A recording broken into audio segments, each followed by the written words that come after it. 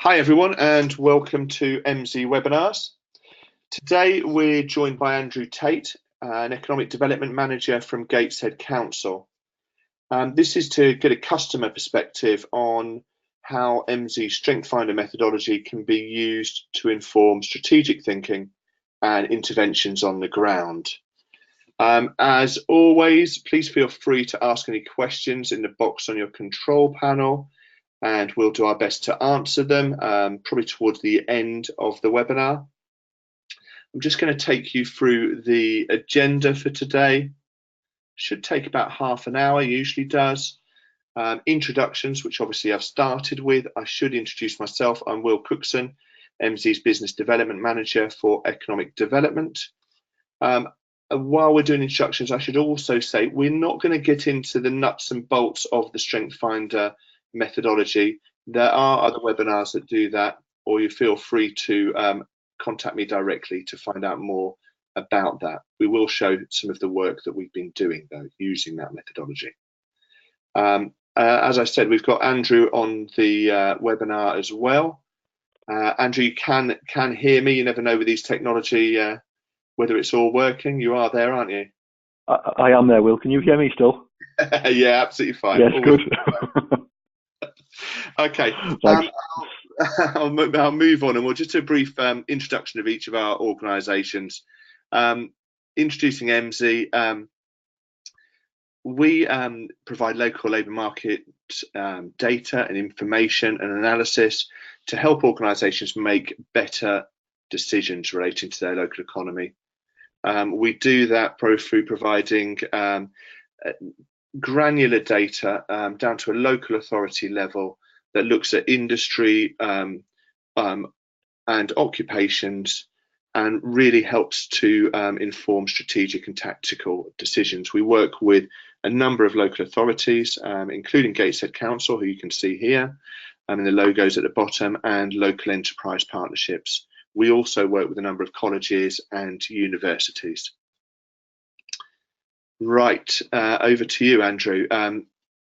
Introducing Gateshead Council. I'm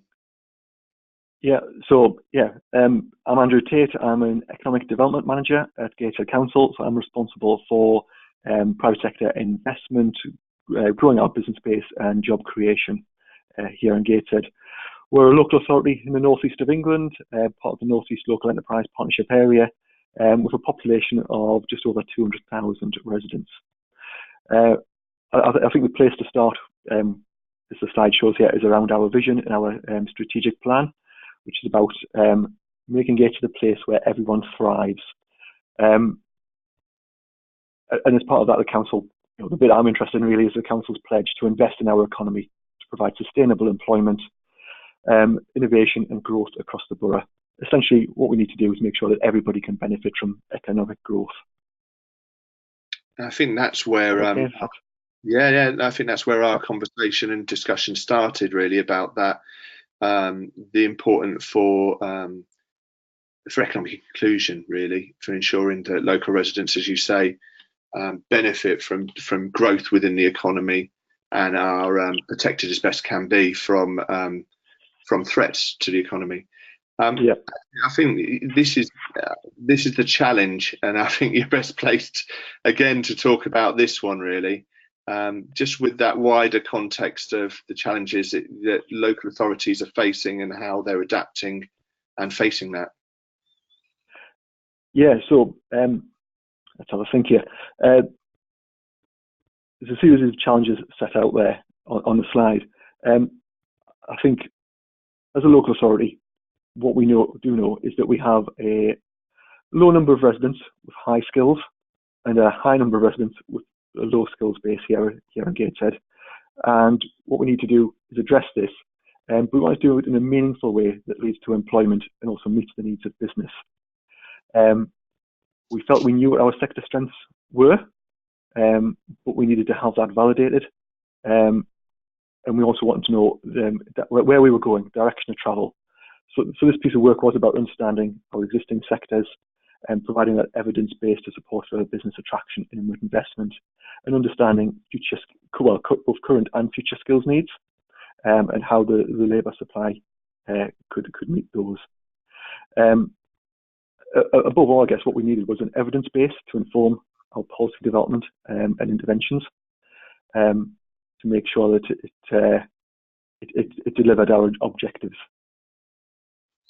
I think that's right. I think the other thing, and I found this through discussions with other economic development functions within local authorities, is that need to understand what makes your area different and being able to have a comparison to the wider region and the national picture is always of interest, isn't it?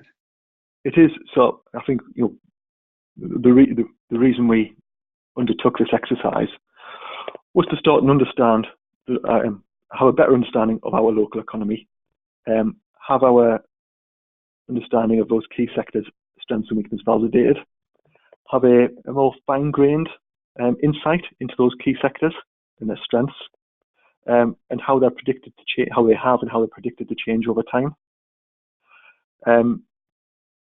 What we wanted was to have projections, growth projections, grounded on some evidence base, which identified key clusters at a local level.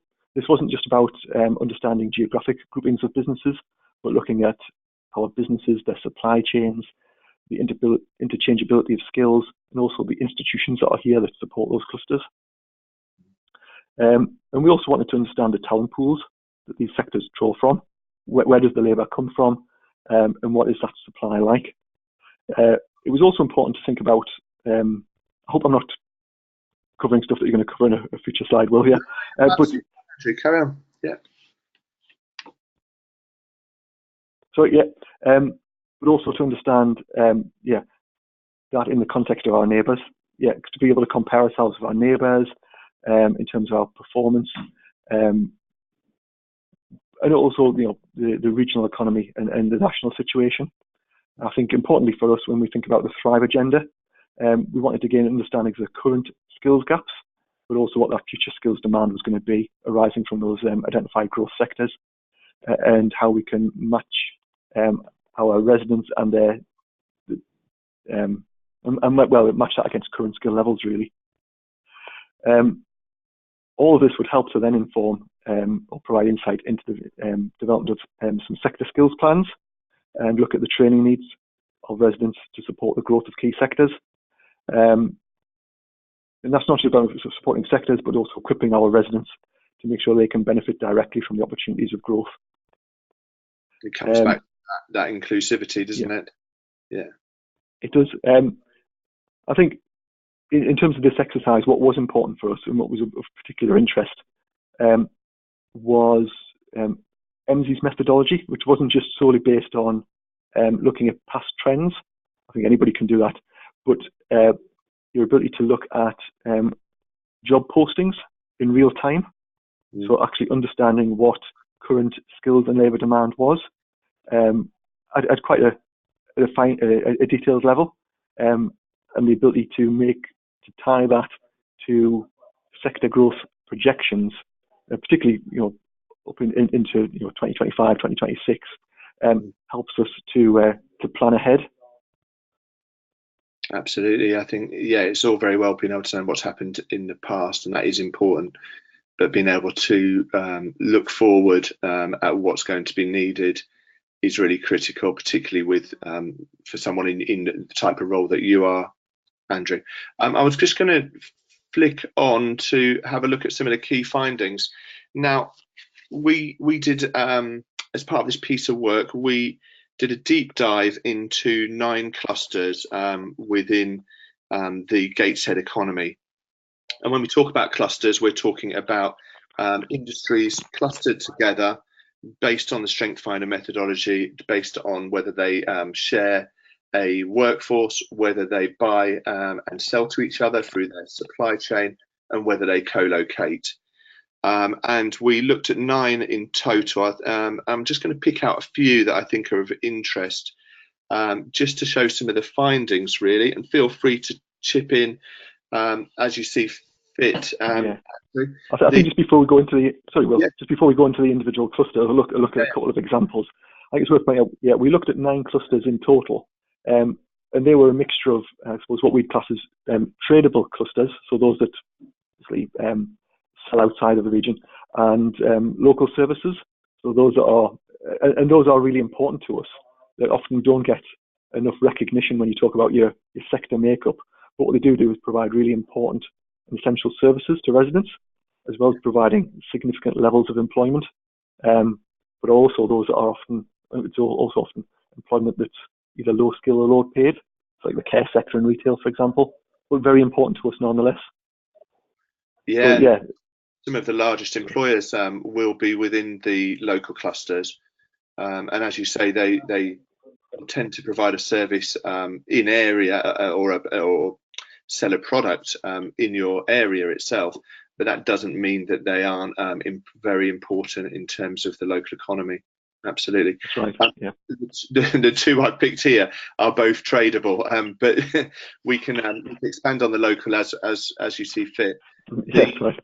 The first one I'm looking at here is production technology. So this would have traditionally been linked to manufacturing.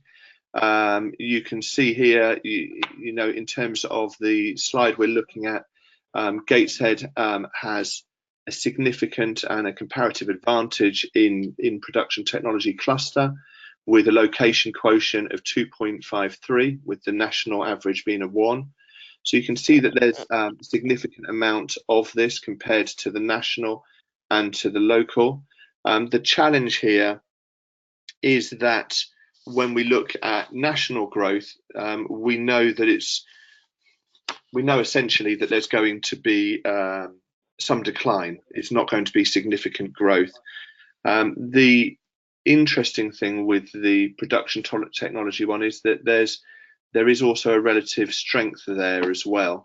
So while there's going to be a decline in, as we've seen, in manufacturing nationally, which will impact on production technology cluster, the service end of it, which includes the retail and the wholesale and the leasing and repair, again, Gateshead has a very high and a comparative advantage within that cluster itself.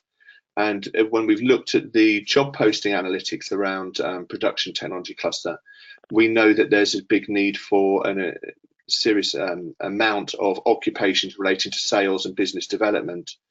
Now that probably helps, and I might be overstate. I don't want to overstate this, but that helps with future-proofing the cluster in terms of that growth, because those services will be safer than traditional manufacturing, which can up and be moved to other areas. The other thing that's notable is that it tends to be larger employers that you've got in the Gateshead area as well. So you'll know, and I remember from our conversations during the workforce, Andrew, in the workshop, Andrew, you'll know who those employers are, and obviously it's about staying close to them and ensuring you support them as best you can. That's right. I think, to be fair, there probably wasn't a lot of surprises in the exercise, but it did confirm some of our understanding. I think as you identify the clusters and drill down into those clusters and look at the subsets within them, you go, oh yes, I know who that is. It highlights the importance of those employers to our local economy and helps us understand how we are different to other areas. I think, yes, so the strength in production technologies, like making things, was no big surprise. Historically, Gates has always had a strong manufacturing base, like many areas of the north. So we probably expected that. I think we also probably recognised that it was an area that was declining nationally, and that we need to work with those businesses, work with those clusters to protect them, to support their sustainability, to protect those jobs that are here. I guess some of it is also about thinking about what opportunities, if it's declining nationally, but we have strengths here, and if there is some consolidation nationally, what opportunity is there for us in here in Gateshead to benefit from some of that consolidation? If we have particular assets, institutions, or a skills base here in Gateshead. But also, there's some realism required. And it might be that highlighting some of these clusters makes us think about what requirements there might be in the future around workforce retraining to make sure that skills are available to meet the future needs of employers. I think the ability to break the clusters down also. So yeah, we thought we were good at making things, but understanding that actually a lot of those jobs are in the wholesale rental and service side, probably is something we hadn't fully appreciated. And I guess that there is some comfort there around, should there be any contraction in the market, equipment still needs servicing. So hopefully there is some resilience there. And what opportunities are there to sell, for us to support those businesses to sell more of those services outside of Gateshead, outside of the region? Absolutely. I'm just going to flick on to digital, and I know this one's one that you were that you were all very interested in, and it tends to be a cluster that attracts interest across many local authorities, if not all of them, in that it's obviously there's going to be national growth within this cluster. What's interesting here is I think it was a bit of a reality check, really, when you look at if you look at the comparison that we've got here in the you've got a comparison there with Gateshead being the green line, Great Britain being the grey one, and the regional equivalent being the lighter blue. What's interesting when you then look at the Northeast as a whole, we see that other areas in the Northeast have proportionally more of this cluster and the employers and industries that sit within it than Gateshead do. I think obviously Darlington comes out as being very strong, and that's because of their telecommunications. Gateshead slightly below the national trend in terms of growth across the cluster. But what's interesting is when you start to dig into that, which we can do using the Strength Finder methodology, is you can start to look at industry strength. So you look at the different industries, getting down to a 4-digit standard industry classification level, and you can see that computer programming activities over on the right here is far stronger, has a location quotient of 2.36, with the national average being 1. Anything over 1.2, which is that line that you can see there, the y-axis. So computer programming activities, very, a relative strength there. And I don't know, Andrew, whether that was a surprise or not. I don't know if you'd looked at the industry in that way before. I don't think we've broken it down in the same way. So I think we've always felt like digital was an area of strength here in Gateshead, and certainly some of the other pieces of work we've done in the past and consultancies we've worked with have suggested that we've experienced quite significant growth over the last 10 years. And I think that perhaps the slide before did show some of that growth, although it's very spiky. And we knew we had some, I guess, niche clusters here in Gateshead, so particularly around immersive tech, which is quite niche, and I don't think it has been drawn out through this exercise. But what it did highlight is, Gateshead perhaps hasn't performed quite as well as we maybe thought when considering digital and tech in and around. We're probably just less. I think we are just less than the national average in terms of proportion of workers in that sector. What it did make us think is, what do we need to do in terms of interventions to move it from being an opportunity area, because we all know nationally this is growing, into a real strength. But that deep dive into identifying a significantly high proportion of employment in computer programming activity is something we probably hadn't appreciated fully. I think the more creative side of tech, the web developers, the game developers, get a lot of press, but they do get a lot of press coverage. But the more, I guess, maybe mainstream corporate activities, when we think about it now, we're going, yes, there's this company and there's that company, and we probably appreciate it, have a better appreciation of it now, more so than we did beforehand. So I think, yeah, there's a lot of encouragement for us there. I think it does highlight a real genuine strength. I think what has been helpful is whilst we didn't undertake this exercise to help us promote key sectors as part of our inward investment effort, the information will certainly enhance our propositions, and we'll ensure that what we say is authentic, which is really important to us. Because if it's not, I think, and we're claiming things that aren't grounded in fact, will quickly get found out by investors. So to understand, rather than just talk about digital in the round, to be able to talk about our strengths in programming, and to be able to evidence that is really helpful. I think it brings integrity, doesn't it, to the conversation in terms of inward investment. It does, and I think like a pitch, if you see what I mean. Yeah. I think so. Yeah. I think it's also important not to get just carried away by computer programming, because we have a real strength there.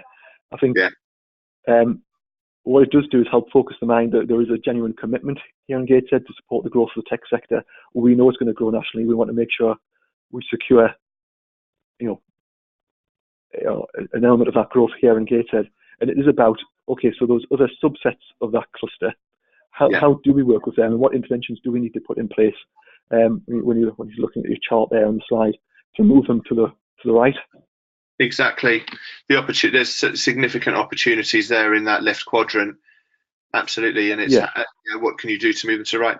I thought it would just be useful to show when we did look at the software developers, and we did a piece of work where we used the job posting analytics, which you mentioned earlier on, where we essentially scrape online job adverts, and it's useful data to add to the quantitative data that we look at around industries and occupations, because it starts particularly in a sector that moves quickly, which digital does, and to get an idea of what skills are needed or required in terms of software development, which we know that changes at a pace. And I thought it was quite interesting looking at the share of software developer job postings, and what they were asking for. Quite useful insight in terms of point that you've made already, Andrew, about that need to upskill the workforce, or make sure that there's going to be a workforce for those jobs and skills that are required in the future. Yeah, absolutely. I think we're very aware of the need for a skilled workforce to support the growth of this sector.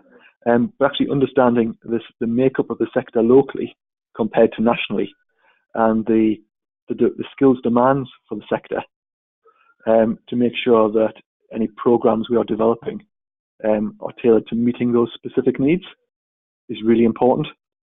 So you can see here, just looking inside, it's important that we focus maybe on providing skills in C# as opposed to maybe testing, because that's where the demand is.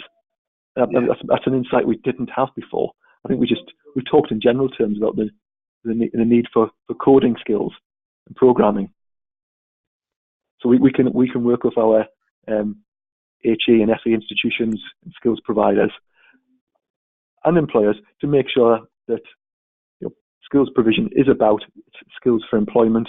It's about meeting the needs of employers, and is all very meaningful. Absolutely. I thought it'd be interesting to have a discussion about how you're looking to use the insight. So how you're looking to use the findings and the work that we've done. And I'm sure that'll be interesting to the audience that we've got. Absolutely. So I think this will work on two levels for us, as well as the data that came back through that exercise of looking at the 9 clusters. We've also now got access to the Strength Finder tool, where we are able on our own, I guess, to drill down further into each of the clusters and interrogate the information that's available, which is at a very local level, at a Gateshead level, which is something that isn't always available. Information at a local authority level from other data sources. So it allows us to to look at our performance, to track our performance, and compare it to other areas, which puts it into context. I think that performance is really important. One of the things that, working in the economic development that we're often challenged with is around measures, and measures around how we perform locally. So this provides us with something now that we can track over time.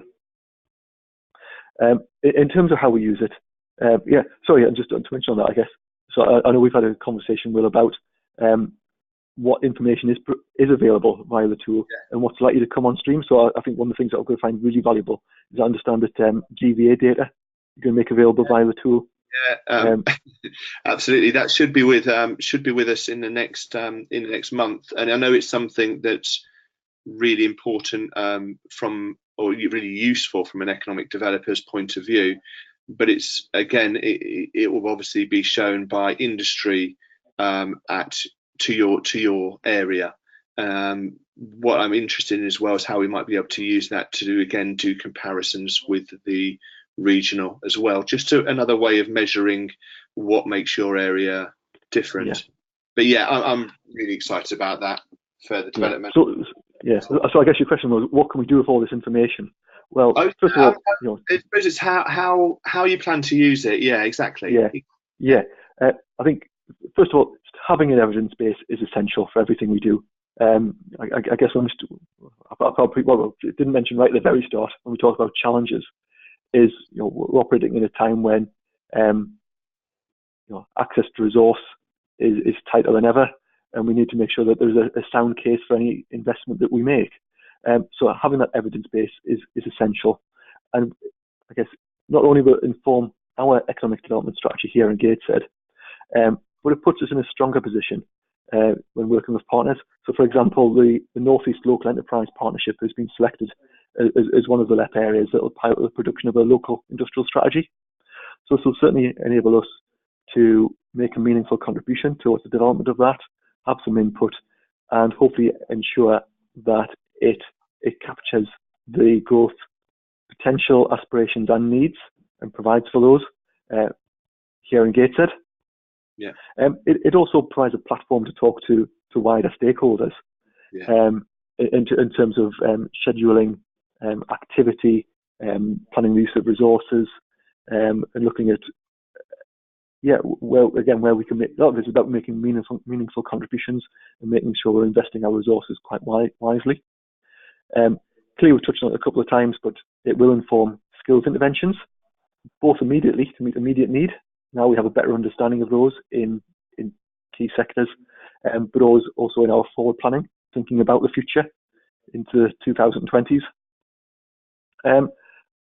And I guess it's how creatively we can use a lot of this information in ways we hadn't intended when we set off on this exercise. So, for example, I've mentioned inward investment propositions before. So not only will it help in highlighting strengths, but actually when you delve into the data, it can, for example, it helps us highlight where clusters are able to secure goods and services locally and where they're having to import them. So actually we've thought about that and how we can use it.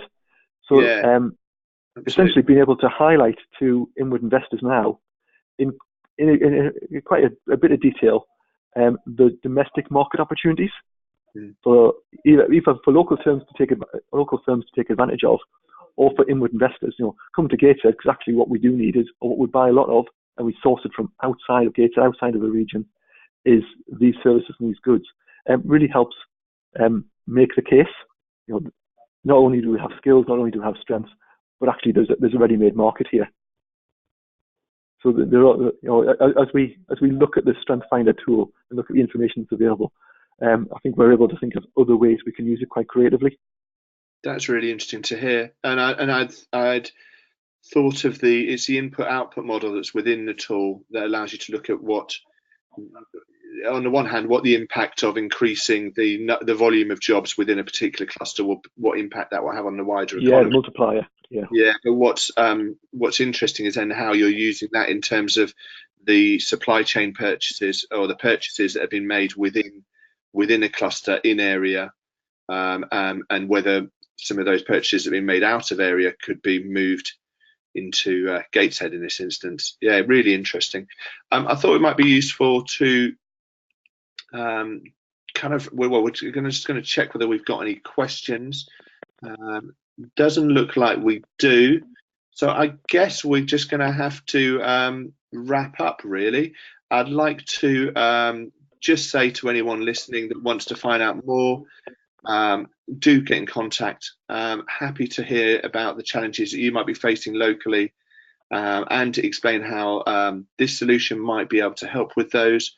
And yeah, make contact. Happy to talk and find out more. Just want to mention as well, there's a 3-step guide to building a better local economic growth strategy. Ties in with a lot of what we talked about today. If you would like one of those, do email me or to request one of those. I think you can also request it through our website as well. And finally, in terms of the freebies, get a local report for your area. So this is a high-level brief analysis of your local industry clusters down to your particular local authority area. Again, you can go onto our website in the economic model, economic development section, and you can request one of those, which I think leaves me at the point where I just want to thank everyone that joined us for the webinar, and also thank you, Andrew. Really enjoyed working with you and the team over at Gateshead, but really pleased to have you on the webinar today and hear firsthand about your experience of Strength Finder. No, it's a pleasure. Thank you, Will. Thank you. Okay, over and out.